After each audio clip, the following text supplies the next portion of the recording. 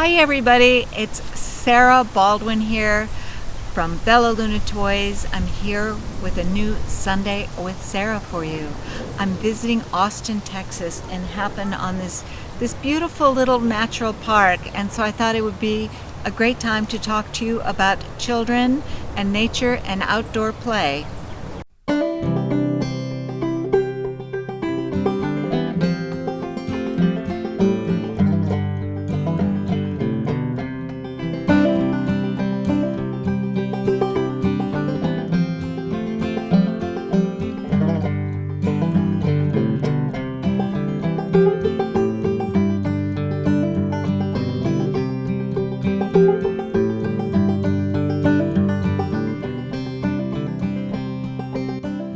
So in Waldorf education, outdoor play is really important through all the grades, starting in early childhood and even through high school. Time is spent outdoors every day, and that's something that has been decreasing more and more over the years.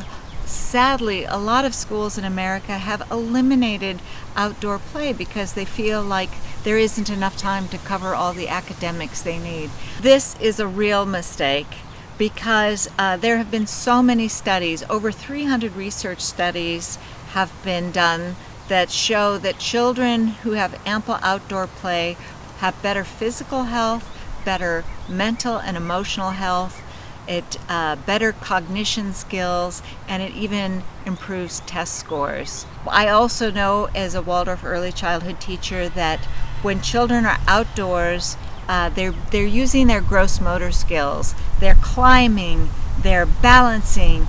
If they're in a playground, they're swinging, they're jumping. And we know now that all of this gross motor skills is also building their brains. It's so important. So when I was a Waldorf early childhood teacher, kindergarten teacher, I was teaching in the state of Maine, where it's very cold in the winter, but we would go outside all year round in all kinds of weather. And as I learned early on, the importance of dressing appropriately for the weather. So for us, this meant wool, long underwear, lots of layers. Down coats are great. I loved Ugg boots with shearling lining. But I learned firsthand that when you are dressed for the weather, you're comfortable outside. And so I really advocate that for children. Wool underwear, lots of layers. In the spring and fall, depending on where you live in the climate, rain pants, rain jackets, rain boots. Kids love to get muddy. It's so important to let them play in the dirt, and so that's one tip, is to dress appropriate for the weather, and you can be outside all year round. The only time we wouldn't go out were just a handful of days that I could remember when the temperatures were below 0 Fahrenheit and with a high wind chill factor, but really just I cannot encourage you enough to get your kids outside every day. So part of our outdoor play every day and the nature walks we would take weekly, I knew, were science lessons in early childhood. The children are learning about the natural world, they're learning about the rhythm of the year, watching the seasons change, the Earth's rhythms, and so much opportunity for exploration, whether you're finding a flower or a leaf and looking closely at it, a bug, plants growing, plants dying. It's all science. It's our science curriculum. And even though I've made my living for many years now selling toys, I also know the best toys are in nature, they're outside, and they're free. Sticks and stones, seashells, they're all toys, they're all playthings, and they're the best kinds of playthings. Another thing I observed bringing children outside as an early childhood teacher, there were almost no discipline problems outside. There really weren't. Inside, we're always having to remind children to use their inside voices, and I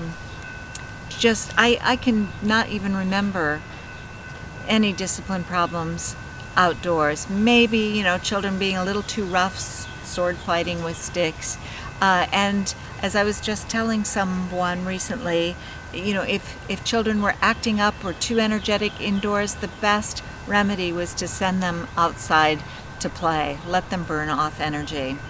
And when you think about mainstream education, how often, if children are acting up, a little hyper, a little overly energetic, bouncing off the walls, getting out of control, how often are they disciplined by doing what? Taking away recess and making them stay indoors, which is the worst possible thing you could do, for a child who's really needing to burn off energy. In my opinion, the best thing to do is get them outside, have them run around the building a few times. The best thing, what they really need, what they're calling for, is to be outside. And you may have heard that there has been a growing trend in the U.S. to establishing what are known as forest kindergartens, which have been popular in Europe for quite a few years, where the children spend the majority of their time, their school time, outdoors, in nature, or sometimes just come in for mealtime or rest time. And this is a wonderful experience, I think, and I'm so glad there's been a trend toward this. At the Waldorf school in Maine, where I used to teach during the COVID pandemic, their response was to turn the kindergarten into a forest kindergarten. And as I mentioned earlier, if you dress children appropriately for the weather, this can be done, and I thought it was a wonderful solution. So a question I often get is, what if I live in a city and I don't have an outdoor space? What are we supposed to do? That's a legitimate question. That's an important question. My suggestions are, do you have a park nearby? If you live in a big city, hopefully there's a park nearby where you can go to as often as possible, walk to, take a bus to, or drive to. Get out in the park as often as you can. Do you have a terrace or any outdoor space or a roof deck? Then I would urge you to plant a garden with raised beds or in pots. Have children plant seeds, water them, watch them grow, learn about nature that way.